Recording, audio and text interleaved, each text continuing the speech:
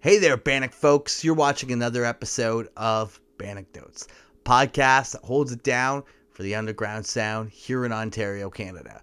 Don't forget to like, subscribe, leave a comment down below in the comment section. Maybe something you like about the show, maybe something you don't like about the show, maybe suggestions for future guests. Anything you want to hear me ask guests in the future, leave it all down below. I'll get you, I'll respond, and I'm open to anything. Now, if you're new to the show, we're a podcast that brings people from the music industry on the show, whether it be musicians themselves, photographers, promoters, anything of that sort. Anybody who's around band culture constantly. Bring them on the show and have them tell them the wildest stories they have from being around that band culture, whether it's on tour, on the road, at a show, in the studio, anything of that sort. Any sort of nonsense that's happened around band culture, you're hearing it here. All right, now I got to give a bit of a disclaimer about this episode with me and Jacob. Nothing to worry about, though, but we did run into a bit of technical difficulties. Some of the video dropped halfway through, so the audio listeners won't realize this at all. But hey, I'm doing everything myself. Everything is DIY. It's all in-house. So I don't have a massive budget behind me. I've only got one other guy working for me. Shoutouts to Fisher. So it is what it is. Moving forward, we'll make sure that nothing happens like this. But you'll have to make do with this episode. All right, let's get into it. Thanks, folks.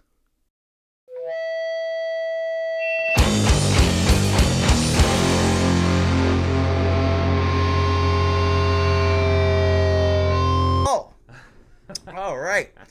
So, yeah, I'll give a bit of an introduction for the listeners. You're a hardworking individual inside and outside of the music scene.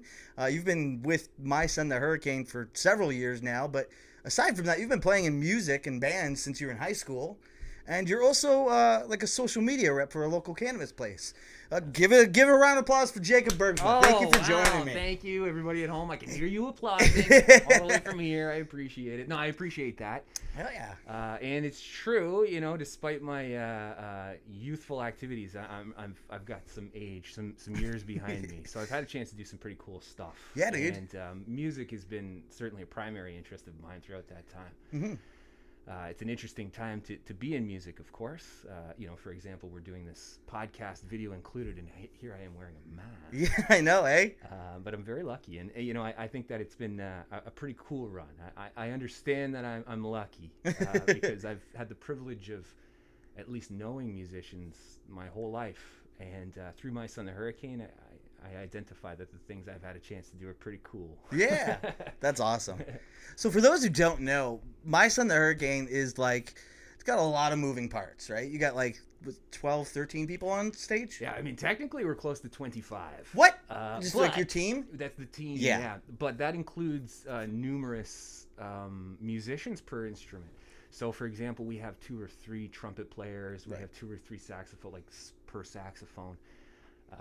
And it's just because, not everybody can be so available. To tell you the truth, to go out and find a person who plays the trombone and is also interested in being in My Son the Hurricane really narrows your options. And so if people have other things that they find important, then, we like to be able to give that opportunity. Good example of that, one of our trombone players, Alex Duncan, calls Dano one day, and he's, timid, and he's worried, and he's telling him, oh, man, I know I said I was going to be at that gig in Elora or wherever it was, but I can't because I got to play with Aretha Franklin. And it's like, dude, go play with Aretha Franklin. Yeah, go jam that. That's wild. But you can see, though, that might have been problematic for us, right? As much as, of course, clearly, much better opportunity for him. Yeah. But for us who have agreed to be there, and, there's a lot of expectation involved in signing that contract. So, we're close to 25. Wow. But we're usually somewhere between 11 and 13 on stage. On stage, yeah. And you guys tour relentlessly. Yeah. Yeah. How did you manage to keep that momentum going throughout the pandemic? We haven't really been touring at all, to be honest. Even ourselves getting together is a bit of a super spreader nightmare. We're not really from Niagara. I'm here, Dano's here, Cooper's here, Siphus is here. There's a few of us here. There's a few. But we have members ranging throughout the entire province. That's so right. As far as Ottawa, Owen Sound, people come from all over the province to put the pieces together for this band. Mm-hmm. And so, even a rehearsal has been pretty problematic at certain times. Yeah. We have done a couple of what I would consider to be very COVID memorable shows. Like we did the drive-in show. Yeah. Where it was like... Where was that? It was in Thorold. I think it was like late L8 club. I think that's... Okay. It was like out in a field, basically. Sure, yeah. And very interesting. To tell you the truth, it's not the first time we played in a field. Right. But it was the first time we played in a field to Cars. It was like that movie Cars. Like, you finish the song, you're like, yeah! And then you look out and you hear, honk, honk, honk, honk. The flashing the lights. Yeah, you can hear the muffled sound of people's voices. Yeah. But that's it. Because they're in the car. So, cool kind of experience. I was really happy to see that something could be put together. It was a little challenging, even with the band, like we all had to mask up and if you haven't had a chance to see My Son the Hurricane, consider this. Most of us are blowing into something. Yes. With our breath, with our moist breath. Every horn instrument has a spit valve on it, where you give it a little tap and it squirts spit all over the place. And then on top of that, Sylvie and I aren't up there speaking like this. No. Like I am just screaming. Just like one of those sprinkler systems with my spit while I'm up there. So like, it's problematic, right? Like there's a lot of things you have to work around, but it was really cool to do a show like that because things were being considered, things were taken into consideration, and we had a chance to do what we do, but not, from my perspective at least, do anything unsafe, which up until that point was impossible. Yeah. But you just see every issue and you kind of try to take it apart one by one. Yeah. How many shows did you manage to do last year? We did, I don't know, 7 maybe. Yeah. Maybe 7. Yeah. There was a few places. There's a place in Burnstown, Ontario, just outside of Renfrew, and it's called Neat Cafe, and they're a really cool place. We started playing there years and years and years ago, and it's have you ever heard of Burnstown? No, I haven't. It's not like this really known area, but it's cool because they have a lot of connections, so they get these cool bands, and I'm happy and humbled to be on that list. But for example, it was like Matt Good one weekend and then us. Like, whoa! Wow. Right? Cool. Again, being the age that I am, that's a big deal. And they have a really good setup. Yeah. They have their cafe, which has a stage. Normally we would play inside, but they also have this barn where they just really keep their firewood. Okay. But we would play outside of the barn. And then they have pods of people. Oh, cool. So, you come with your group, like as if at this time restaurants, you're still allowed to go to restaurants and stuff like that. So you come with your group. And then you sit in your pod, and you get a chance to see the band. Nice. And then for us, we're far enough away that my, sprinkler system spit isn't hitting you. Yeah. Spit valves are far enough away from everybody, and it's all good. Wow. So 7 gigs, eh? Yeah, about that. About that, Yeah. That's most of the bands I got to play, right? Oh, yeah. Yeah, No so doubt. that's super rad. How long has My Son the Hurricane been a band for? We've been a band for about a decade. Yeah. Dano and I have been playing together for a really long time. Right. Dano and I started playing together when I had my sort of like first serious hip-hop project. I say it like that because my first hip-hop project was a group called Baked. Baked? This was in Hospitals? Hospitals was the serious one. Yeah. So Baked was just like me and my buddies. We would just basically write songs about smoking weed. Yeah. Which now makes a lot of sense. At the time it was a little weird because I was a metal guy. Okay. But that was my way to get into it. And I had my first kind of like big success with Baked in the sense that anybody who's not from Niagara, growing up in Niagara Scene Festival was such a big deal. It's the biggest deal. It's the biggest deal. People still reference it constantly, especially with this new festival that popped up. When we were young, yeah. New Fire Festival that just popped up there. But people talk about Scene Festival, huge deal. Joel Carrier, Bedlam Society at the time, eventually turned it into Dino Lone Records. Like, big things happened from this festival. So to be a part of it was was a really big deal for those of us growing up in the area. And the first time I got a chance to play Scene Festival, we actually even made it on the CD, and we made it to the album, which was something that I wasn't even anticipating. Such a big deal for us, and it was like the first opportunity. At this time, of course, we were recording digitally, and social media was a thing, but we're talking about like MySpace, not like today. Yeah. So to get your music out there was still pretty challenging. I know it's still challenging today, but it was even more challenging then. So I was doing a radio show on 103.7 FM CFB, beautiful radio, Brock University, and started really kind of like trying to bring all the rappers together through a radio show called All Up in Them Ear Holes. Was that the station that was at the old Welland House that burned down? Absolutely. Oh, okay, cool. Yeah, spent a lot of time there. Very cool place, and actually underneath of it they had like natural water springs or something like that. So it was really weird the way that it was made. Damn shame that place burned. It's an old building. But anyway, so Baked started to become a bit of a thing. And we got on the album, and great, huge success for us. But I wrote this song called Quit Yo Job. Okay. And it was the first instance where like I would go downtown, because at the time, I was like in my early 20s, we were downtown all the time. People would like come to me and rap the lyrics. And it was like, come on, like, yeah, geez, what an incredible experience. Yeah. And at that time, I wasn't a rapper, really. I was a metal guy who was just kind of like dipping my toes in this stuff. But it became a thing so much that eventually I started to get kind of serious about it. And that's where Hospitals came to be. Hospitals was essentially me and an acoustic guitar. At first, it was called Jacob Bergsma and the Tongue-in-Cheek Orchestra. Okay. Which, as much as that sounds lame, I thought it was really neat. But let's be honest, it sounds really lame, so I changed it. But the idea was essentially it was just me and my guitar. So I would rap or I would beatbox. And so I would create kind of like instrumental interludes with just my mouth and the guitar, and then I'd rap over top. Pretty neat, but like I don't really find a great deal of comfort in calm, relaxed music. I love calm, relaxed music, but it's just not like performing it. Yeah, it's just not really my thing, especially at that time. Right. So I wanted to just kind of pick it up a bit. So I was looking for a drummer, and Dano O'Shea was in the Morantz Project at the time, which played at the Mansion House every Wednesday or whatever. We used to go see them all the time, and he eventually started inviting us on stage, so reached out to him. My Son the Hurricane's probably been together over 10 years now, but Dano and I have been playing together for closer to 15 for sure, maybe even more than that. Wow. Yeah. And was My Son the Hurricane always supposed to be like 13 people on stage, or did it just kind of grow there? It wasn't always this big, right? But it's always been big. Like from the get-go, that was the idea. Right out the gate, yeah. Right out the gate when we first started, and we were really trying to branch out. Anytime we talk to anybody who is deeply involved in the business, whether it be an agency, a label, or a touring agent, anything like that, first thing they tell us is fire half your band, and then we can talk. Right. And that's kind of where it all started for us. The size has always been an important part of us because it's exactly what everyone told us was going to kill us.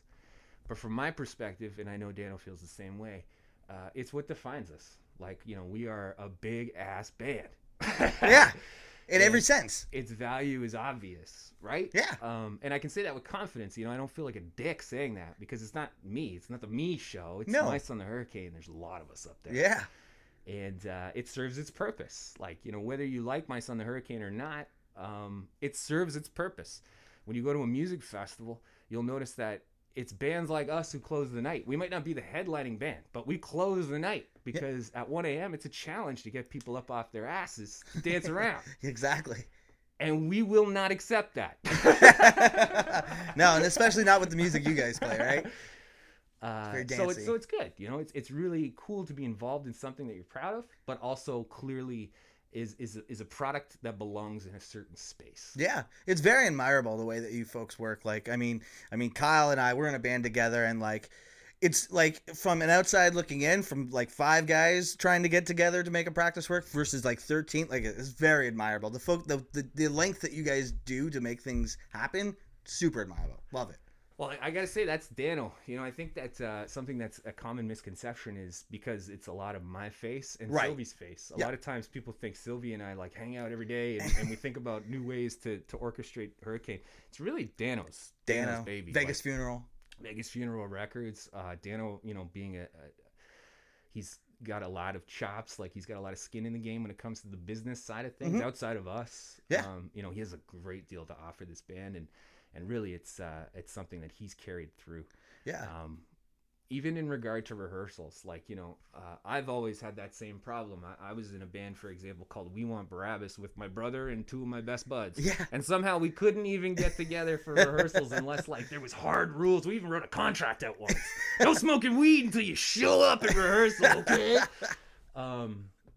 So, yeah, it's tough, but this is all the magic that Dano's created. Like, when we got started, it was a lot of friends and stuff like that, but it's arrived at a point where it's a professional thing. Like rehearsal, we don't rehearse. You get sent the music, and you know it when you show up. That's right. Yeah. Which, sounds a lot like work, but coming from a trombone player's perspective, it's still not the work they're used to. Like, that's how you work. Right. But if you were doing something else, not to say that it's not fun, it's just not like this. Like, we understand that this is kind of a rare opportunity for them too. So it's a good balance that Dano has achieved. Dano has achieved that. That's great. So, although Ontario's looking weird for 2022 right now, what are your potential plans for this year? I'm sure you're in the same boat, right? Like, you do everything in a hopeful way. Yeah. Like, you'll notice by our social media, it's not like we're out there to bum people out and remind them that, hey, we might not tour at all. That's not the messaging that you want to perpetuate. No. So, like, we get on our socials, and, Dano, again, this is Dano. Dano has 60-plus shows booked for the year. However, we're not exactly sure how many of those shows are going to take place, but they're booked, right? But they're booked, yeah. And you got to just do your best. It's completely outside of our control. That's just that. You got to do what you can. The one thing I can say with a lot of certainty is that we're not going to be a band that just shows up and plays in unsafe conditions, for some sort of political reason. It's not happening. So, like, it's outside of our control. So we're going to remain positive and, try to think forwardly. That's right. That's right. Yeah. And just, do our best. We'll see how it goes. So now you've touched a little bit on how you got into like the hip hop scene growing up. What really got you into metal growing up? It's funny. I was thinking about this yesterday in anticipation because I thought that this question might come up. And the truth is, like, I was a Metallica kid. Yeah. I definitely was a new metal kid. Like, I spent tons of years with a wallet chain. I even had like spikes in my hair in grade 9. And like the Liberty spikes? Up. No, not punk rock. I'm talking Serial Joe stuff. Oh, okay. That's part of me for sure, but that's not where it all started. For me, it was White Zombie. White Zombie, really? For sure, is what got me into metal. And through White Zombie, I got into things like Metallica, and eventually it was like Slayer was my favorite metal band in the world. I've seen Slayer like 6 times, or something like that. But then you know how it is, right? Like, especially when you're young, it's like, oh yeah, you like Metallica? Well, I like Slayer. They're even heavier. Yeah, and there's always some one up. Oh man, I like Cannibal Corpse. And then at that time, once you get to Cannibal Corpse, that's where do you go from there, right? Obituary, like, okay, his voice is harder to listen to. You're right. So it was like we started slow and then got into the new metal thing, and then you realize that the Family Values tour and stuff like that. Like, to us, we were so like different than everybody we went to school with. My shirt and my pants are black, dude. And then you get a little bit older and you realize that it's on Much Music. It's not that unique, right? So then the curve gets harder, right? So you go from Limp Bizkit to Obituary straight up. Yeah. And so that's where we lived for a long time. Like, it was pretty big. Shortly after that, and you probably remember this, this is when hardcore music really started to make, especially in St. Catharines, make a big stink. Like, we're from the hometown of Alexis on Fire. As much as, of course, everybody has their own stories about it and opinions, they definitely were in the right place at the right time. 100%. Hardcore music was huge, especially in St. Catharines. So a lot of people kind of made the transition over to that. It took me a little while, I'll be honest. I was more of a true-blooded metal kid. Right. But I got there eventually. Yeah. And it was through, I'll be honest, it's really more like punk rock essentials that got me there. It wasn't like at any point I was like, damn, I can't wait to listen to that new Acacia Strain single. Right. And nothing against that. But it was like, man, I really was into like Cattle Decapitation and The Locust and stuff like that. Where it's like, these are my versions of punk rock. I love everything about punk rock. other than the way it sounds. But like the fundamentals and like that fuck you attitude. Yeah. Like, oh, you like music? Well, go fuck yourself. Yeah. Check this out. A DIY mentality. Yes. The Locust have albums. I have a Locust album that's one of these small discs. It holds 4 minutes of music. And there's like 37 songs on it or something like that. And they're all like a paragraph long in their title. At that time, it was just so funny to me. Like, it's just an attitude. It's a real dirtbag, whatever, go fuck yourself attitude that I really connected with. And so that really sent me down that path. And I got really deep into that kind of stuff. That's how We Want Barabbas became a thing. I was in a band called Some Kind of Wonderful as well at one time. What was that grindcore project you were into? You were showing me it. What was it? Sernoon. That's right. Yeah. Sernoon, yeah. Yeah, so there was a band in town called Niagara at one time. And I was in a band called Smith's Grove. Smith's Grove was a B-movie horror metal band. Okay. And we used to play together all the time. I remember, actually, it was such a... I'm going to say it was cute, but I'm talking about myself, so I don't know how I feel about that. But I'm, new to the metal scene, and me and my older brother start this band, Smith's Grove, and we want it to be like a trauma movie, but a band. Yeah, yeah. So, a little off the wall. We're really into Mike Patton and stuff like that. But we're trying to, find like-minded metal bands in town. And at the time, it was... what's the name of that place? It's been gone for years now. Hideaway. Hideaway, yeah. And Nangari's playing. And I've seen Nangari posters all over town for, 3 or 4 months. Yeah. So, these guys must be the bomb. I listened to them on MySpace or whatever the thing was at the time. Yeah. Decided that these guys are the bomb. Will Judd, the singer, kind of sounds like Phill Anselmo. Cool. Which at the time was, the coolest fucking thing, right? And they got breakdowns, too. So we went out to see them, and I, very timidly walked up to Will Judd afterward, hi, I'm starting a band called Mice of the Hurricane. Mice of the Hurricane. Smith's Grove. We're a B-movie horror metal band. Will you take my demo CD? And he was like that's. Could you imagine if somebody did that to you today, right? He's laughing at me, yeah, sure, kid. We're probably about the same age. Yeah. But it worked. It actually worked. That's great. I reached out to them after the fact, and it was Jordan who got back to me as a guitar player, and said, "Yeah, man, no problem. If you want to stir something up, let's do it." And we did a show at the Hideaway, and it was our first show ever. We had a coffin. We had a sign that bled. We had a guy in the band that would walk around with 2 machetes, actual machetes, and he would hand out these monster cookies. At the time, they sold at Dollarama. They would sell these cookies that were shaped like popular monsters, like Frankenstein, werewolf, that kind of stuff. Yeah. So that was the back. And also, we played music. Yeah. I was gonna say. Yeah. But it blew them away. Yeah. The theatrics of it. Oh yeah. I don't know about the music. Music was fine, I'm sure, but it was kind of like the Hurricane thing, where it's whatever you feel about this is clearly a thing. Yeah. And then we became pretty tight with those guys and started working together in almost every way. Eventually, Nangari broke up, and Jordan became part of Smith's Grove. Oh, cool. But part and parcel with that, because he was a bit more heavy than I think we were probably accustomed to. He asked us to be a part of this band, Sernoon, which my brother Abe and I were like, yeah, sure, whatever. At that time, I was working at the Beat Goes On, a used CD store. That's right. Fuck yeah, whatever, man.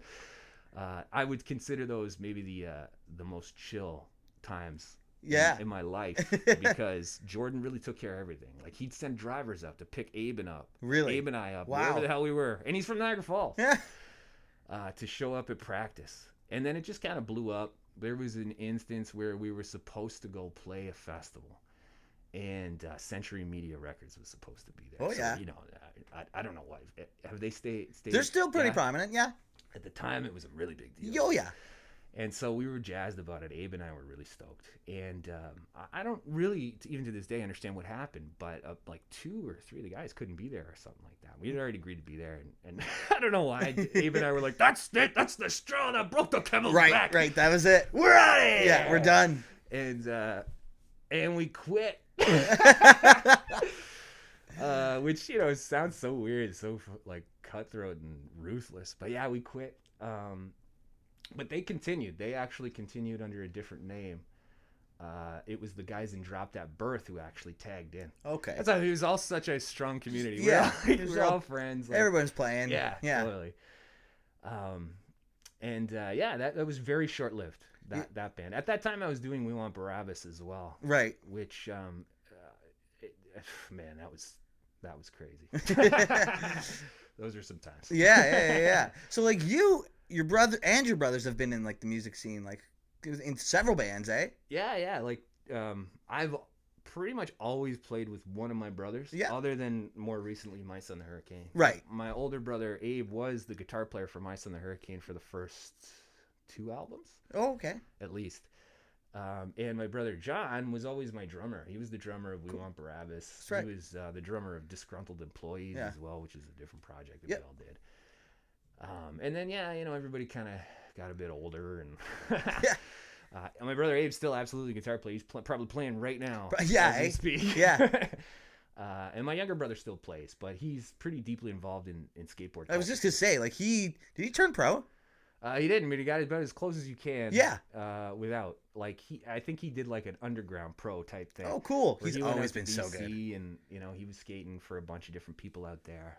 I think what's really neat about what he's got going on is, skate culture in our lifetime went from being sort of a thing that you saw on TV that was very grossly misinterpreted to like something that's about to be in the Olympics. Yeah. So like, it's neat because he's a real culture guy. Like, he runs downtown skateboards, and if you're not familiar with downtown skateboards, they're like really, really nice decks, like better decks than you can find from some of the pro places. But 100% Niagara. Yeah, he's all downtown? Yeah. I didn't know that. Yeah, totally. I know Garvey had a hand in it, but I didn't know it was your... Oh, that's so cool. Yeah, and those two dudes have been thick as thieves for a lot of years. So it's neat. Like, it's cool. It's a culture thing. It's not like a business thing. Despite the fact that it is obviously a business. I probably shouldn't say too much about it, but I can tell you that nobody's making a lot of money off it.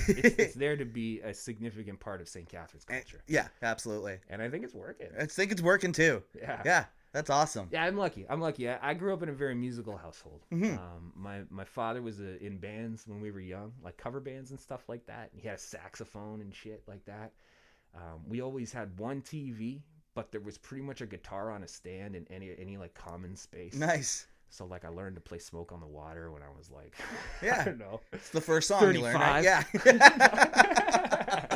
Now pretty young and I always said that's how I ended up a rapper too, because like my brother Abram is an incredible guitar player. Like he's just incredible. And my father's like such a natural musician. Like he'll sit down at a piano and be like, yeah, what's this? Nail it.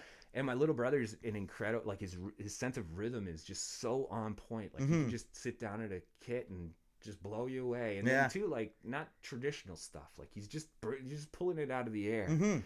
So there wasn't anything left for me to do. Like the roles were taken. Yeah. It's like, I guess it's this or I don't know. I guess I could have played bass. Right. But I didn't. That's funny.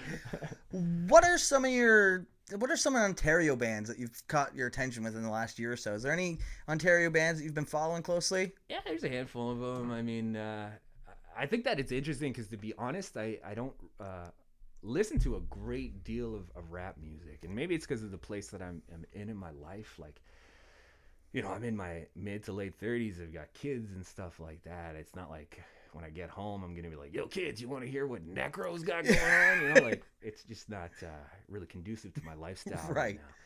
But there are definitely some releases that blew me off my seat. Ace Moore put out an album called Narco Gold. Ace Moore is actually from St. Catharines originally, I think. He at least lived here for a good portion of his adult life. And then he decided to pack up and move to Hyderabad. Where's that? Hyderabad is... Okay, so if you drive... all the way out west, as far as you can go, you get to Vancouver Island. Yeah. People are like, damn, that's far. Yeah. Not as far as Hyderabad. No. If you go that far, and then you start traveling north. So you're going north, and you go up to Prince Rupert, which is right up at the top there. Like, it's basically a fishing community. If you don't fish, people are like, what the hell are you doing here? I'm going to Hyderabad. That's what I'm doing here. And then you get on a boat and you go through the water for 8 hours to this island. Wow. It's called the Edge of the World Festival. That's why we went. We went there once. My Son the Hurricanes played there. Yes. Oh my God. Edge of the World, we played with Shad too. Oh, killer. I love Shad. Yeah, man. Shad's always been super, super awesome. Yeah. We can get into that later. Hyderabad, it's way the hell out there. It's considered the DMT capital of the world. I love that. And it's this extremely spiritual place. Yeah.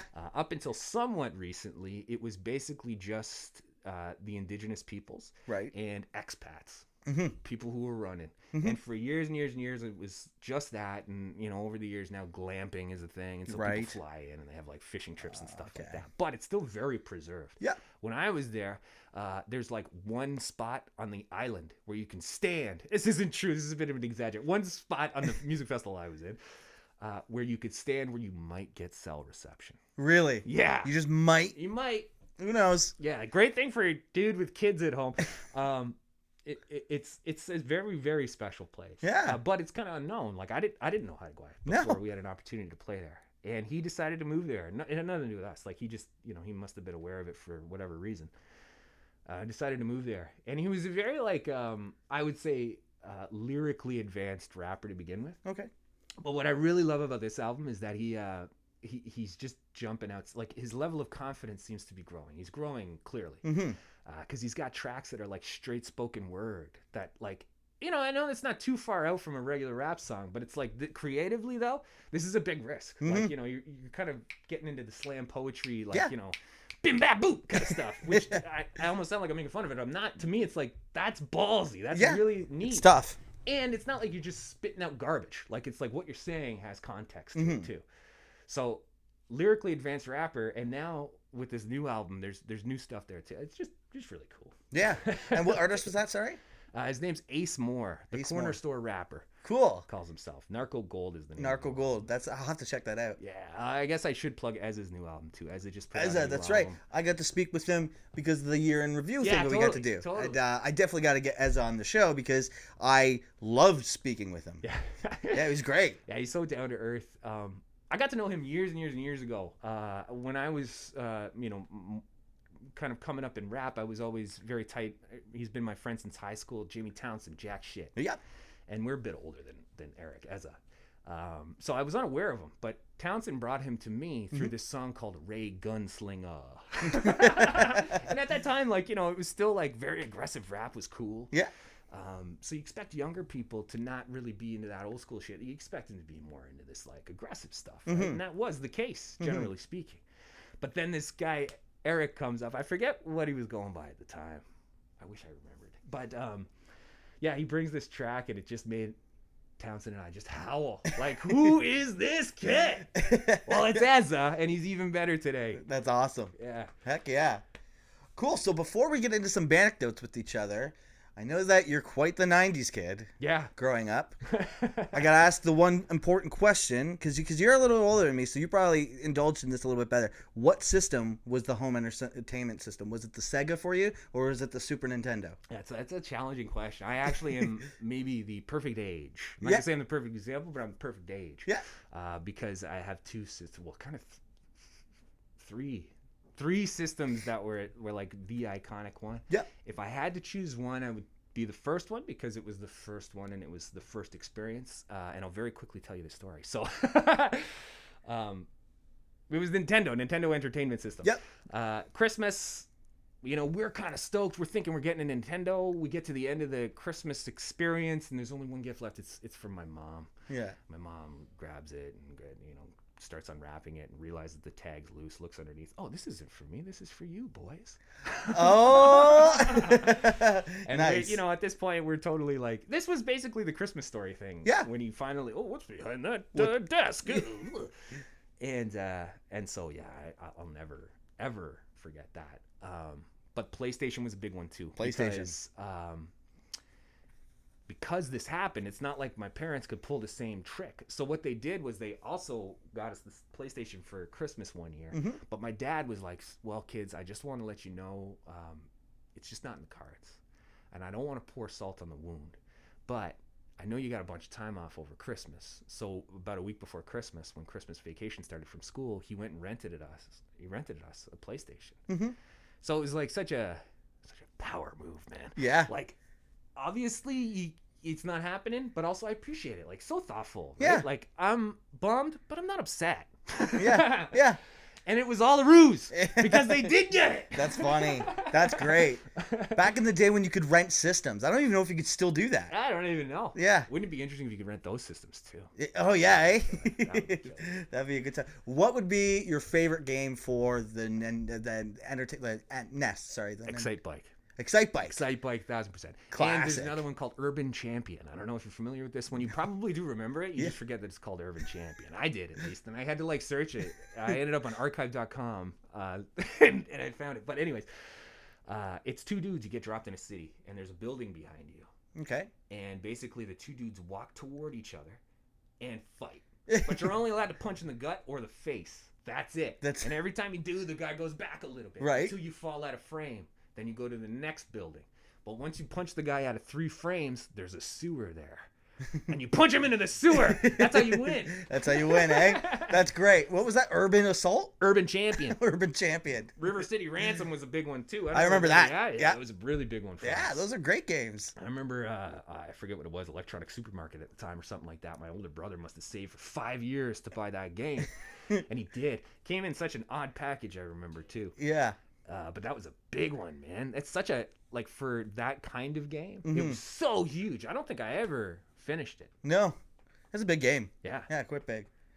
All right, let's get into some anecdotes with each other. So tell me some of the wildest stories you have from being on the road or in the studio or anything in between. And I also have, Dano sent me a couple, if you couldn't think of any, he said he got me a couple fire starters, which I don't even know what they technically are, but I'll let you say your pieces, and if you hit some of these or don't, we'll continue forward. That's funny to think that he sent some. I wonder what he said.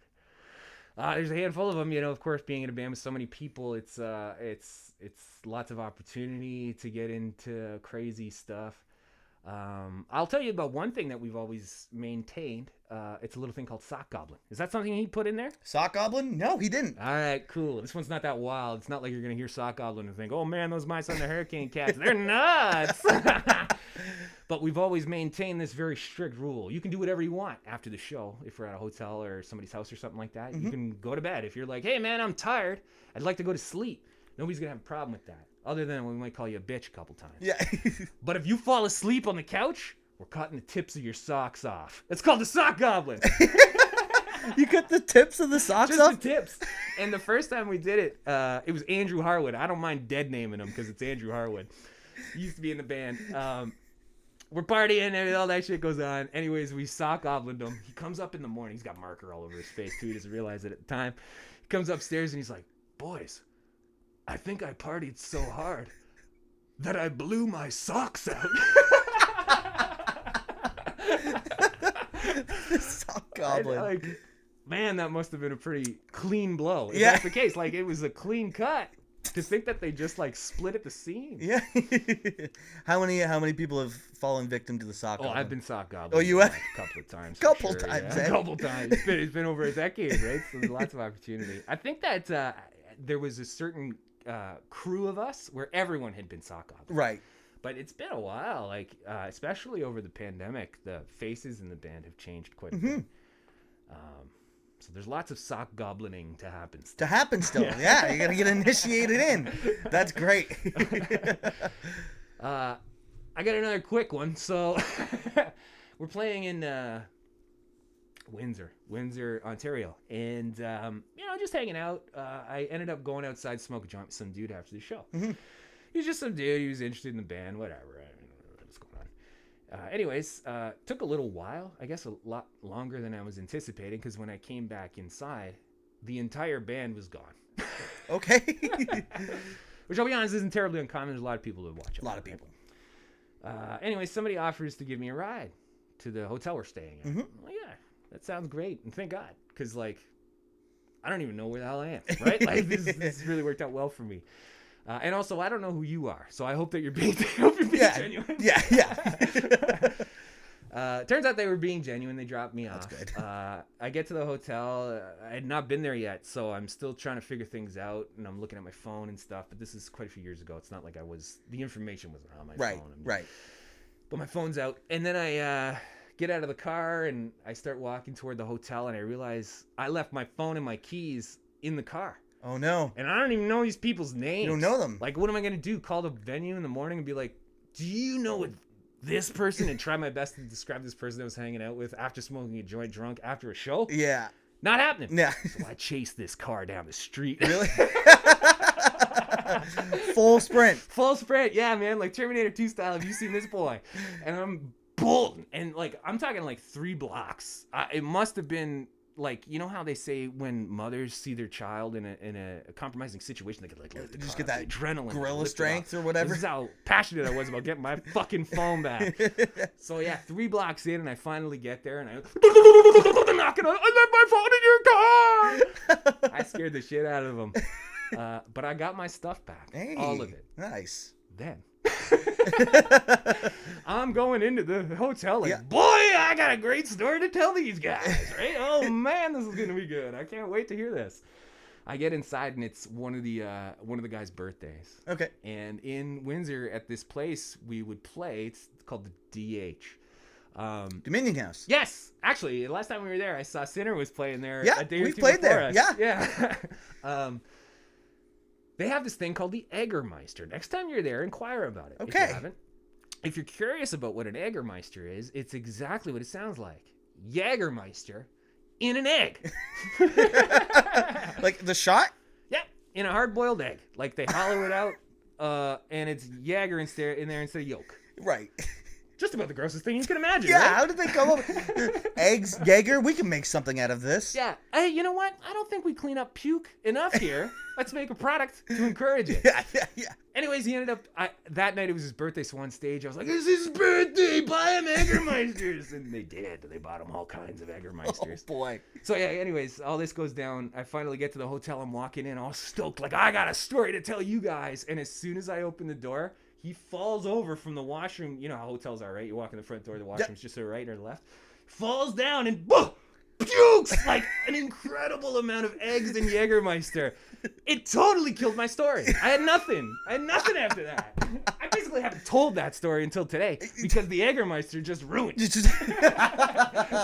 That's so funny. When we played the Dominion House, I can't exactly remember how this was the case, but I remember walking by and some guy was like, that guy at the bar there, he's got a squirrel in his hood. We're like, what? And we went over to him, and he had a little black little squirrel. And we're like, is this like your pet? And he's like, no, I just got him from outside, put him in my hood, and just brought him into the bar. And everybody was okay with it, as if this is a thing that people did. It's probably a thing people do in Windsor. It's gotta be if that's the level of comfort. And then even the confidence. Like, if you saw a squirrel, and even if it crawled into your hood, would you be like, cool, now I can walk around like it's a part of me. All right, so what can you tell me about the lighting store Smithers? Okay, that's a Dano one for sure. We're on tour. It's one of our first tours in the West Coast, Smithers, British Columbia. Oh, okay. It's out in like the middle of, it's between a couple mountains. We drove through Smithers actually to get to Hyderabad. Okay. Is Hyderabad part of Canada? Yes, Hyderabad is part of Canada, okay. But it's separate from Canada, and it's like, it's Alaska straight up. Oh, it's like our version of Hawaii. Yeah, totally. Yes, it is so our version of Hawaii because it's so cold. Yeah. And wet and lots of DMT. So we're driving through and I forget, I think we had a festival somewhere in northern BC that we were headed towards. So Smithers was sort of one of these checkpoints. Okay. Dano is incredible at getting gigs. Routing. Like, if we've got a day off, it's like, well, we can go hang out in a hotel and watch 3 or 4 of the young guys get drunk and laugh about it, or we can, make a show happen and we can all eat pizza that night. Yeah. Right? So we did. Made a show happen in Smithers, British Columbia, but it's a pretty small spot, and they got a couple bars and stuff, but nothing really that appropriate.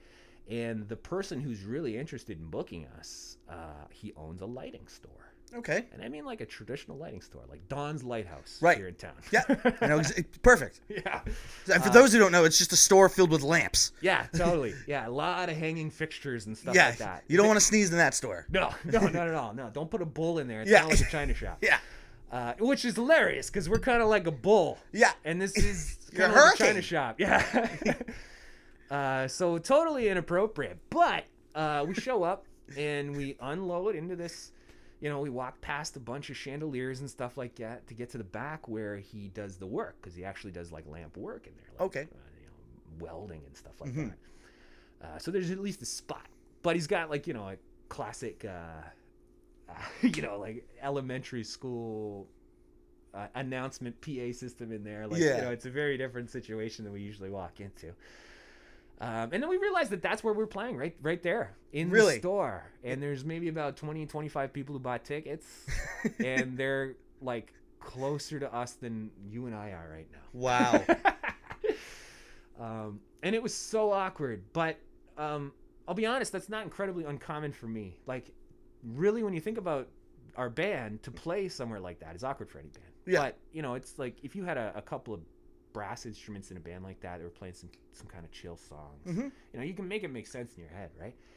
It's always me that makes it weird. And it's not even that I'm a rapper. It's the aggressive thing, right? I'm not being aggressive, but it's not like I'm up there like, oh, hey, hey, baby, how you been lately? Right. I'm pretty much shouting. So it gets really weird really quick. But this is kind of the magic of the band, and it's a unique position for somebody like me to be in. I grew up in metal bands. I've also been in compromising situations, and everybody's very vocal about how awkward it is and how weird you're making them feel. But with Hurricane, it's like, it's so odd because it's like, for some reason, I've become this exception to the rule for a lot of people, where they're like, I normally don't like rap, but I love this. Yes. Which, I'll be honest, I'm very uncomfortable with. That's not a compliment. It's not the compliment you think it is. Yeah, and also it's like, I'm a white rapper. Like, I'm very uncomfortable with that. Yeah. That's not a compliment to me. Yeah. I appreciate it though. I don't know. I don't want to piss anybody off for saying that, but it gets weird. So it starts weird and it gets weirder as things. Okay. But I would say that was one of the weirdest shows we've ever done. The only one that rivals that was one time we were taking a ferry from Tobermory to... we were coming from somewhere to Tobermory. Okay. And we took the Chichaman. That's the name of the ferry. Mm-hmm. They got some sort of deal where if you're a band and you play on the Chichaman, you can ride for free. Really? So we were like, yeah, let's do it. Let's do it. Oh, wait, though. We got a rapper. That was really odd, too. But again, same thing. You get a bunch of people who are like, oh, normally I hate rap, but your skin complexion makes me really dig it. Yeah, Jesus. So do you know Fred Penner? Do I know Fred Penner? I mean, I'd love to look you in the eyes and be like, yeah, yes, bros. I do. We bros. I texted him just before I started this. He gave me a lot of good feedback. He's like, yo, you got this, Bergsma. Now hop in that log and get on that podcast. Hop on that banana phone. He said my name once. He said Jacob to me, and that was an incredible moment. Okay. But there was a lot leading up to that. We played Peterborough Folk Festival a handful of times. Mm-hmm. It sounds like actually we're going to play it again this year. And Fred plays it every year too. Or he usually plays it when he's on tour. Mm-hmm. One year, and we do this all the time in My Son the Hurricane, if we are really enamored by an act that's on the bill, or we know that they have a song, for example, that has a horn section, but they don't travel with a horn section, we'll be like, we'll do it. Really? Absolutely. That's so cool. We've offered it to a lot of different people, and sometimes it works, sometimes it doesn't. Yeah, sure, yeah. We offered it to Sloan once, and they double parked us. But that's okay. Sloan can literally do anything I love. It's true. So we offered it to Fred, and he was like, 100%, let's do it. We're like, oh, okay. So we decided to do it, and it was funny. I forget exactly how it went down, but everybody got on stage. I didn't actually. This is why it was really neat that he remembered my name. I didn't have anything to contribute, right? Like, what am I going to do? Like, sandwiches. Yeah, boy, sandwiches, right? I don't have anything to contribute. It's just the rest of the band that's really doing it. They did it, and he gets up on stage, and he's like, ladies and gentlemen, My Son the Hurricane. And everybody, oh, nice. Yeah. Kids don't know who we are. But Chris, our guitar player, wasn't there. And he's looking around like, where's Chris? And Chris comes running. I think he had to use the washroom or something like that. He comes, oh, you just needed to get that one last beer, didn't you, Chris? Totally ball busted our guitar player on stage in front of 1,000 and something people. That's when we knew Fred Penner was for us. Yeah. But we did Summer Folk. That's when it happened. We were doing Summer Folk in Owen Sound, and he was on it too. And I went up, and I was just going to say hello again, I don't know if you remember me sort of thing. And he said, of course I remember you, Jacob. Mm-hmm. And it was like, oh, my God, man, I don't know where it goes from here. Yeah. That's super cool. Yeah. It was really neat, man. I understand. I'm pretty lucky when it comes to that stuff. And My Son the Hurricane, you've got the tour. where's the furthest have you gotten to tour? Well, I guess first is probably Europe. We went to Europe the last year of touring. Wow.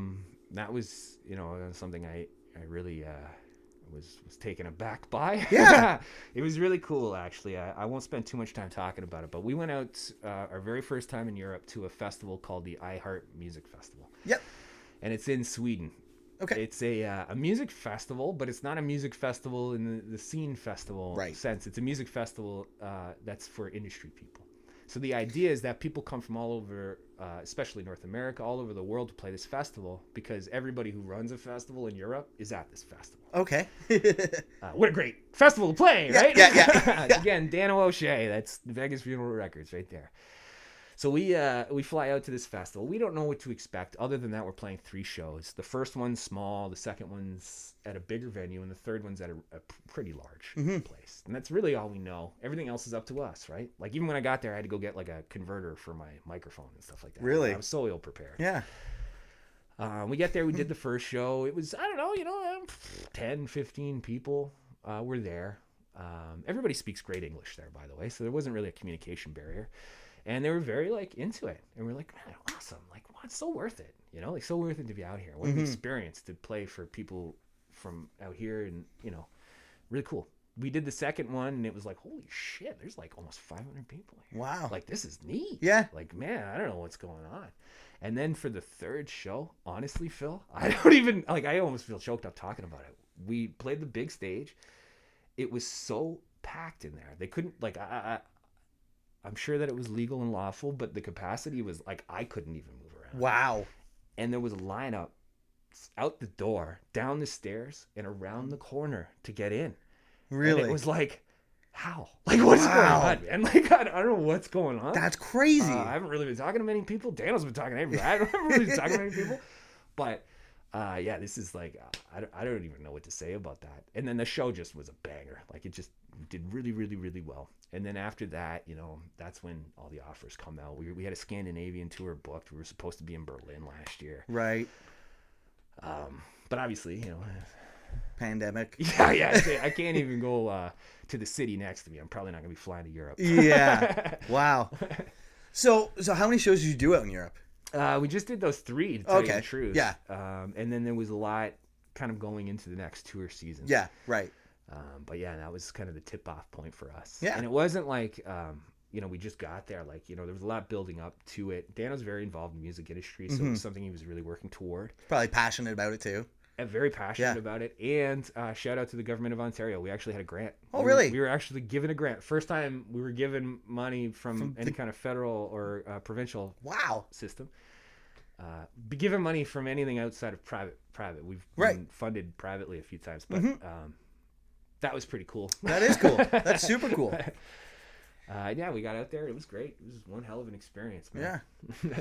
Now, when you folks are on the road, what's your go-to gas station snack? That changes for everybody. I think it depends on where you are on tour. Yeah. Because I actually did a bit about That's a good this. point. I used to do an account called Brody to Roadie. Brody the Roadie. I remember it. That's right. Because I'm the roadie. I'm the official roadie for my son, the Hurricane. He's from New York? No, he's from Toronto.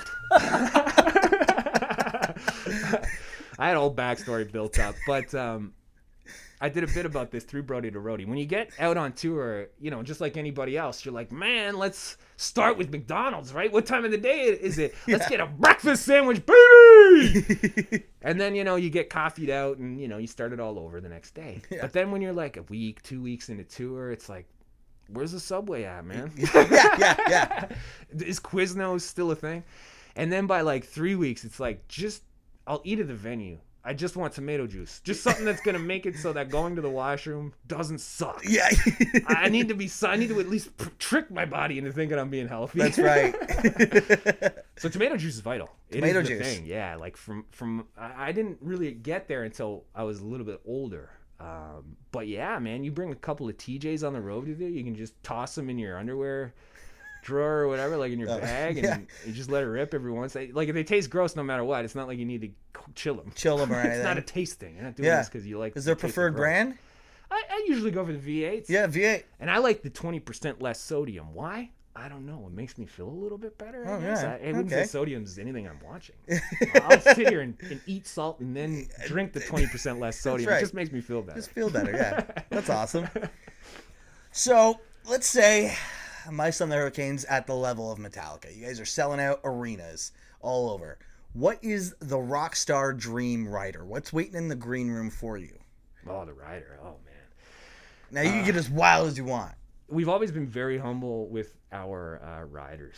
Right. And as of somewhat recently, I guess I can't speak for the last 2 years, but as we were kind of getting close to the end of our good run there, we actually were putting things on our riders. And really, it has more so to do with the things that you need. Like, I like to have something on stage that I can drink that's not alcoholic, like Gatorade or something like that. Again, if it says something on there that leads me to believe that it's going to be helpful, like electrolytes, I'm like, hit me with it then, man. Whatever. I need to convince myself. I'm my worst enemy. I need to convince myself of this. Right. But yeah, I mean, all things considered, delicious food and weed, man. Yeah. That's the shit, That's right? the shit, yeah. And if you can put them together, I mean, hey, if you're willing, if I could just make shit up off the top of my head and you're gonna deliver, I'd be like, hit me up with a pizza, like something like an Oddbird pizza, like a really nice pizza with some like weed infused oil on top. Ooh. Like, I don't want to sit there and smoke weed in front of me. This is still a weird. I'm not saying it's a stigma thing. It's not a stigma thing. I wouldn't smoke anything in front of you. It's just, it's awkward. I feel inconsiderate. Yeah, okay. But if it's on a pizza, oh man, nobody would know. Yeah, exactly. That's great. Just so like extravagant food and fucking cool ways. Like, yeah, that's a good answer. I realize too that there's certain things that I probably should eat. Like, I tend to eat a lot of rice-based dishes or pasta-based dishes before the show. Because it's really physically, you know what I'm talking about. Yeah. Like, you know, you feel it especially in your lungs and diaphragm and stuff like that. You get about halfway through the show, and no matter what, like, you're going to be feeling it. But I find if I really go hard on the starches before I get on stage, then, like, it's much less impactful on me. Yeah, And I learned that by mistake. We were playing a show once somewhere, and they fed us pasta before, which, like, you know, I wouldn't really, even if we were going to a restaurant that served everything, it's not like pasta would be the thing I would ask for. So it was really probably the first time that I did that. And then I got up on stage and I'm like, what the hell's going on, man? Like, I'm just like beaming with energy here. We're like almost done this set. I feel like I could do, let's do an encore. Yeah. What do you say? I'm never the one to call that. That's great. So I'd probably have some of that in there too. Okay. I noticed, though, from my experience, at a certain level, everybody gets a vegetable tray. Yeah. Like, you know, we've had the privilege of playing with some pretty big artists, and it's always like veggie tray plus whatever you're into. Exactly. It's always a veggie tray. You got a veggie tray with the dip. Yeah, and the then, dip in the know, middle. I don't know. Are they feeling like they'd like quesadillas with that? The sure, whatever, you know, naan bread, whatever. Cool. Crackers. Sometimes it's just straight up soda biscuits, no salt. And veggies. And veggies. The veggies are always there, though. Always. That's great. The thing that you see so infrequently on My Son the Hurricane riders is alcohol. Okay. Which is really quite ironic because, like, when we started the band, you know, kind of like the Eggermeister story, right? It's like it's not like that's what we were doing this for. No. But it's like that was a part of our lives, right? We would drink before the show, we drink during the show, we drink after the show, and do it all over again. Yeah. But over the years, that's changed a great deal. And it's not that nobody drinks in the band. Like, you know, pretty well everybody drinks in the band, but nobody drinks in excess. Like it's an after the show. Yeah, like it's going out, like it's drying up. Yeah, totally. Yeah. But the weed is like, whoa. Yeah. And there was a time in the band where it was just Abe, just my older brother and I. And it would be so awkward, you know? We'd come back to a place, like at that time especially, we were staying at people's houses, not hotels. Yeah. So we'd be like, yo, you mind if we pop outside and smoke some marijuana? And sometimes they'd be like not into it. Like, well, I prefer if you did it. My neighbors aren't into that. I'd be like, oh, okay. Yeah. Honestly, I was just asking to be nice. Yeah. Now I hate your neighbors. Yeah. We're gonna go Eggerbomb their house. Or Eggerbomb their house. Yeah, totally. You're gonna serenade them first thing in the morning with all these brass instruments. You ever heard a sousaphone at 6 a.m.? Yeah. No matter what it sounds like, it sucks. All right, I got one more question for you, Jacob. I need you to give me your top 5 favorite artists of all time. If you can't do 5, give me 3. Boy, oh boy, oh boy. That's a tough one. Yeah. For me. It's a I tough would question. say though that when given the opportunity to kind of cite my greatest influences, it's usually certain artists come up a lot. Mhm. I would say that when it comes to rap music, the artists that influenced what I like to think of my style the most, surprisingly, are, because I wouldn't say that most people think this, Biggie Smalls and MF Doom. Yeah. And the reason is the rhyme styles. To be perfectly honest, I don't really rhyme like they do, but the exploration of more than just A, B, C raps, like it was something that when I heard it and I got a chance to kind of see it, it was like, this is something that I'm very, like, this isn't just writing raps. This is like very intricate. And, to be honest, Eminem's really great at that too. Mhm. But I grew up at a time where, like, I was a metal kid when Eminem came up, right? Right. So, like, that was some shit I wasn't into. Right. Eventually, I changed my mind. Yeah, obviously. So I would say that as far as rap is concerned, it's those kinds of bands. But, like, sincerely, I'm not joking. The Locust and, like, the Dillinger Escape Plan and bands like that, the level of pride I get when I hear people listen to that music that have never listened to that music before through my introduction makes me feel like there's something more special about those bands than I give them credit for. Yeah. Like, when I saw the Locust the first time, they were opening for the Dillinger Escape Plan. Really? And somebody told me about them, and my response was, oh yeah, they're fucking crazy. I'm going to see the Dillinger Escape Plan, dude. I think I know crazy, right? I don't sound like that, by the way, and I never said those words in real life. That's how I felt. And I show up. It was the Phoenix, which My Son the Hurricane just played, by the way. So, that's so sick. What a cool thing. Show up, and yeah, these 4 guys walk out on stage dressed as Locust. And I'm like, okay, that's weird. Yeah. And this is what made it so special was, you know how these bands start, right? Like, you've seen a fair amount of grindcore bands and stuff like that. Usually it's like you start with a big or something. Yeah. Something to get everybody to put their hands up and to know that this is when I'm supposed to start doing whatever I do, mosh or whatever. The Locusts get up on stage and one snare snap. That was it. It went from 0 to 3,000. Wow. Yeah. And I just didn't know what to think. And then you go and look into them. At the time, they had just released Plague Soundscapes, which was their big album at the time. And it's like all these song titles, like, Psst, the half-eaten sausage would like to see you in his office. Like, man, what the hell is that, right? Yeah. And then I look into them even further. And Justin, what's his name, the bass player? I forget his name. In any event, it's like these guys are not just dirtbags. They're committed to it. Like, they've got this whole band where they just do this crazy stuff that really is irrelevant to everyone, but so relevant for some other reason that I can't explain. Yeah. The bass player was actually on Springer.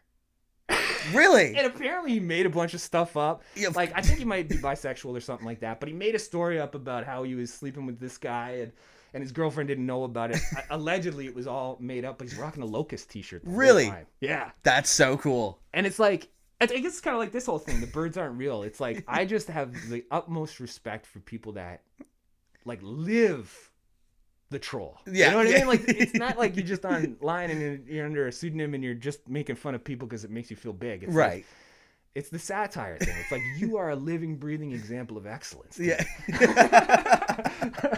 And that they were that, at least. I haven't really kept up with them. They eventually Epitaph Records. No, not Epitaph. Epicac. Different label? Different label. Okay. It's Mike Patton's label. Oh, I didn't know that. Yeah. So he's got Phantomus and I think Cattle Decapitation's on there. Oh, really? Yeah. And anything that he does comes out through that record. Yeah, They're on yeah. that record label now too. Yeah. When I saw them the last time, it was the Locust, Phantomus. If you have, do you know Phantomus? No, I don't. Oh my God, Phantomus is Mike Patton, so the singer of Faith No More. Faith No More. And he did a Dillinger album too. Yeah. Mr. Bungle, you ever heard Mr. of Bungle, him? 100%. Yeah. Of course I know Mr. Yeah, Bungle. yeah. Fuck, what were we talking Phantom? about? Now I can't stop thinking about Mr. Bungle. Yeah, Phantomus. Yeah. Phantomus is an album or a couple of albums, a handful of albums. One of the most notable ones is called Director's Cut, and they just cover horror movie theme songs. But I'm not talking about like new ones. It's like The Omen and Rosemary's Baby and stuff like that. And they're really just like cool. But it's a heavy metal band. It's Buzz from the Melvins. Okay. It's Dave Lombardo from Slayer. Okay. Like it's super. Yeah, you got cool. me sold. And they also have albums that you should never, ever, ever listen to when you go to bed. It's just like creepy shit. Oh, really? And then 45 minutes into the album, a song plays. Oh, okay. And that's the album. Yeah. He also, I won't get too far into the Mike Patton thing, but Mike Patton was a huge deal for me and my brother Abe growing, and my younger brother John too. If you ever get a chance to, check out the album Adult Themes for Voice by Mike Patton. Or there's the very first Phantomus album. I don't know how to pronounce it, but sure, it's the I don't want to tell you about it because I don't want to spoil it. Okay. Leave it as a surprise. Awesome. I'll have to check it out. But yeah, that's the kind of stuff that really knocked me off my socks. That's great. Awesome. Well, I think we can end it there. Thank you so much for taking the time to do this for me, Jacob. Oh, absolutely. It's a pleasure to be here. I love the show. And if you guys don't know, Phill was my saving grace this year for the Niagara Music Year in Review. Which we try to do every year. To tell you the truth, Phill, eventually I'd love to give you that show. I was waiting to tell you that, but this seems like an opportune moment. Oh, fuck yeah. Yeah, that would be amazing. And we can talk about that later for sure. But I love what you got going on here. It's an absolute pleasure to be here. And I love that you're doing culture things, man. Fuck yeah. I'm glad you're digging it. I don't know what kind of big money you're making off this podcast. Nothing.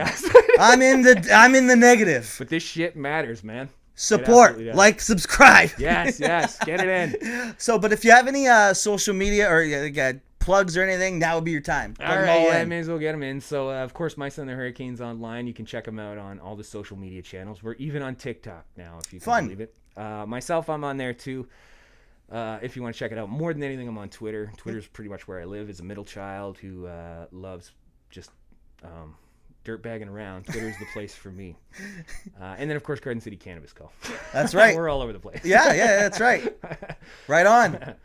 Cool. Yeah, that's about it, I think. Unless I should plug anything else. No, that's about it. Perfect. All right, well, let's end it there. All right, cheers, guys. Thanks.